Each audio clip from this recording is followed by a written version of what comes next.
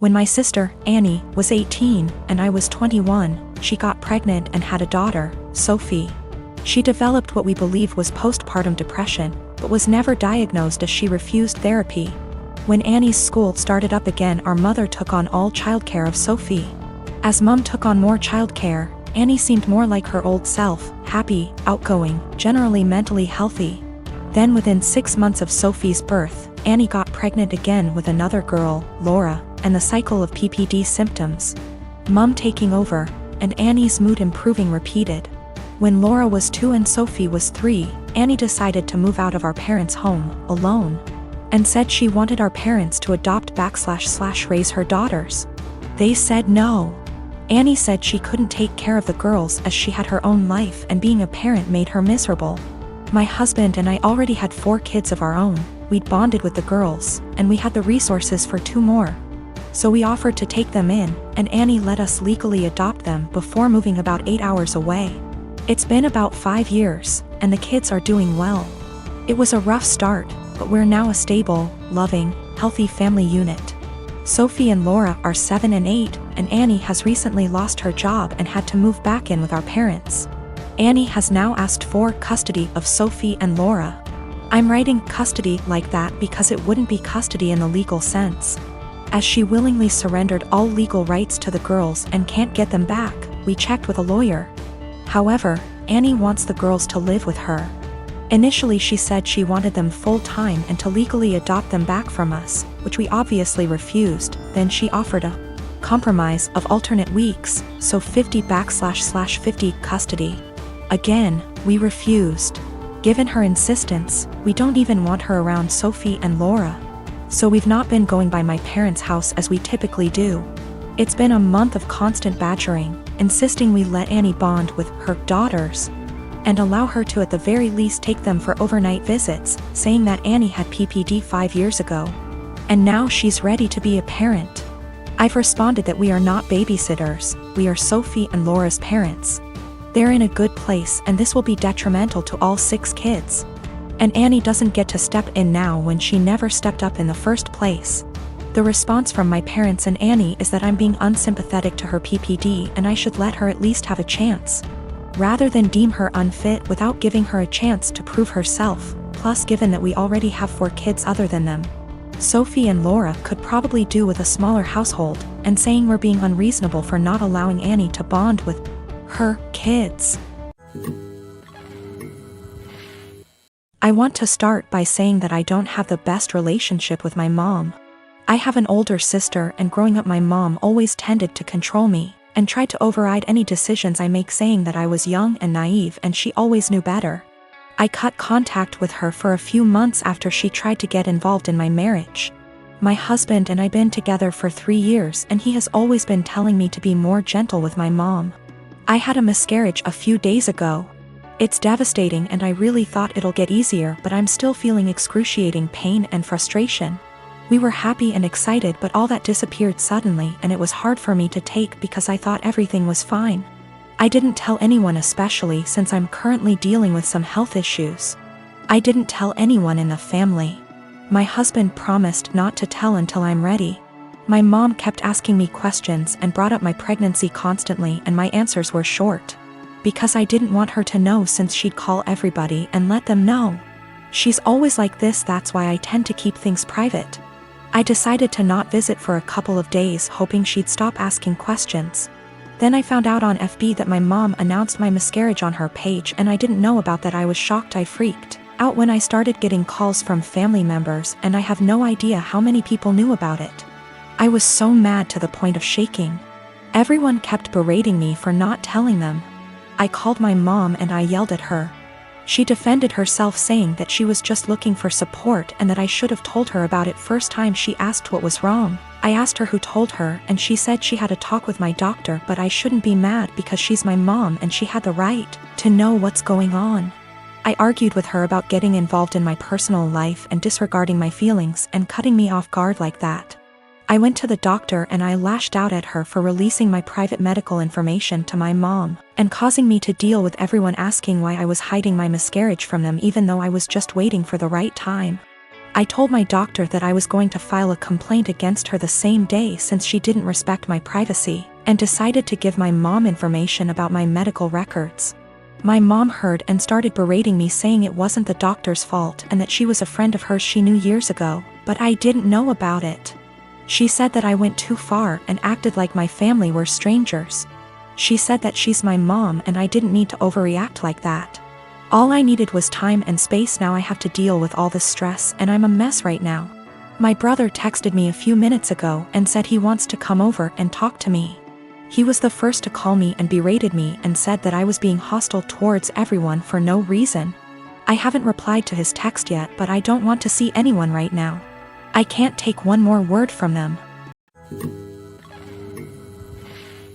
Background about my sister. 2 years ago, my sister was killed in a car accident. She was riding with a friend to the mall, the friend's parent was driving, and teenage boy plowed through a red light while texting on his phone and hit the car my sister, Carrie, was in.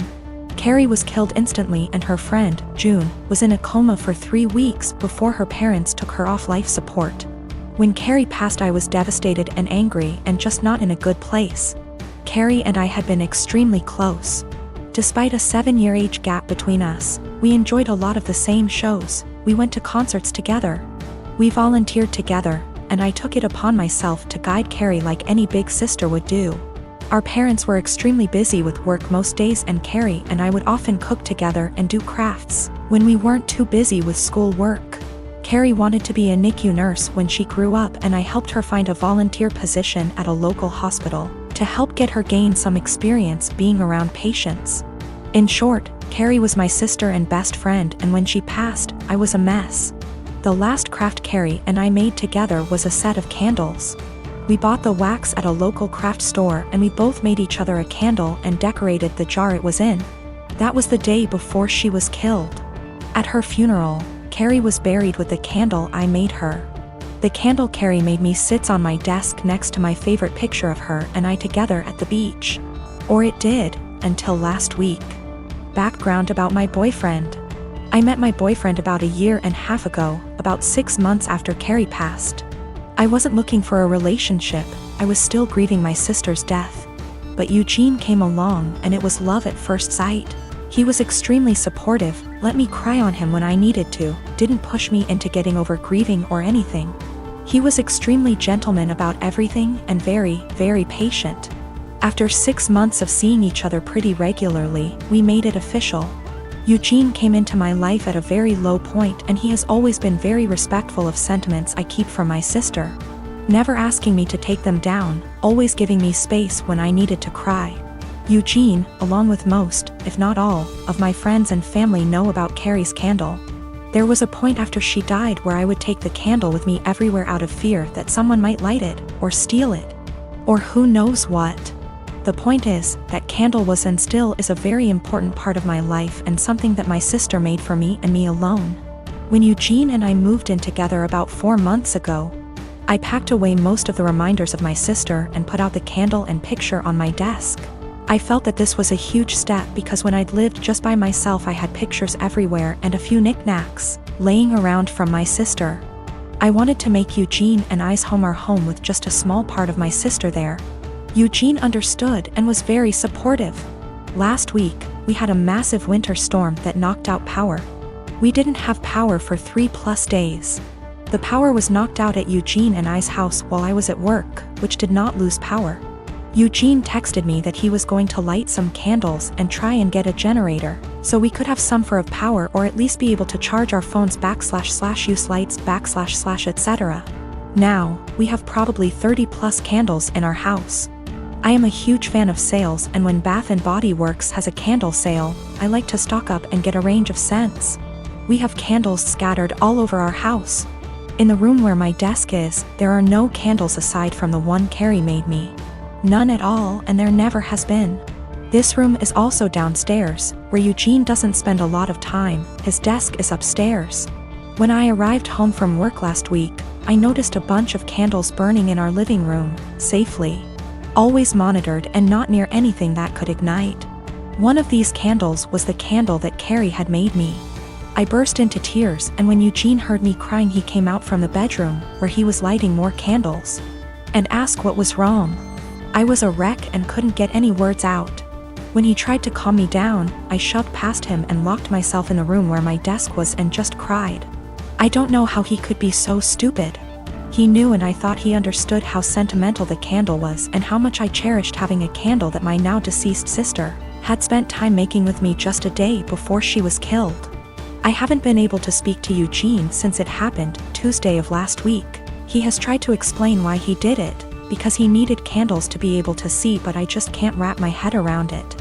He hadn't gotten into the large candle stash I have upstairs right by the living room where Carrie's candle was, but went downstairs, out of the way, to grab the most sentimental, cherished item I have. The candle was burning most of the day while I was at work and is now melted and pretty much gone. I do still have the jar it was in, but I can't look at it without bursting into tears. Eugene says it was an accident, but I just don't believe that. He said he was getting around to lighting the candle surplus we have upstairs, but just hadn't gotten there yet. After being home 6 hours alone with no power, I am heartbroken and feel like this is a major slap in the face. I feel disrespected. I feel like he disrespected my sister. I just don't know what to do. I don't feel like I can forgive him for this. I am living with my family. It's me, a 15-year-old girl, my twin brothers who are 17, and my parents. My dad cusses a lot, and so do my older brothers. But apparently the standards are different for me. My dad overheard me saying a couple cuss words when I was on the phone with my friends, and he got mad at me for my language, and for how trashy and unladylike it was. This wasn't the first time he called me, and only me, out for bad language.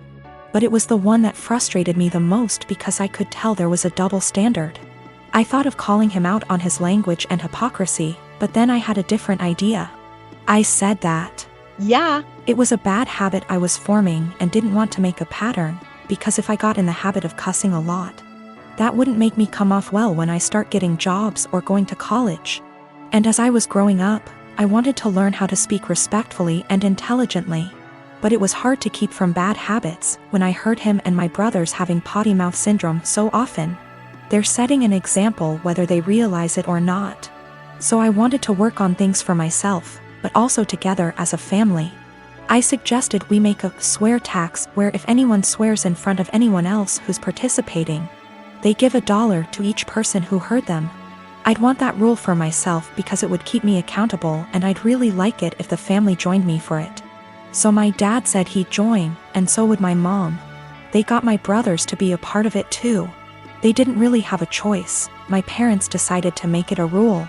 I know it's kinda petty, but I wanted to make the point that my dad and brothers swear a lot and I almost never do. In the few months we've had the rule, I've gotten about $250 from hearing my dad and brothers cuss, and have not sworn once. It's kinda making my brothers angry because they often cuss when they're mad, and I ask them for money, so they get madder and cuss more. So I get more money until they shut up. My dad actually got mad at me too. He was having some drinks, calling his brother and talking, and I came over after and asked for $18. He actually said he wouldn't give me that much, and there should be a cutoff. He gave me $5, which sends a weird message. Like swearing is bad, unless you want to swear a lot, then it's cool. I did it because I know I swear the least out of my family, but I was the only one getting in trouble for it.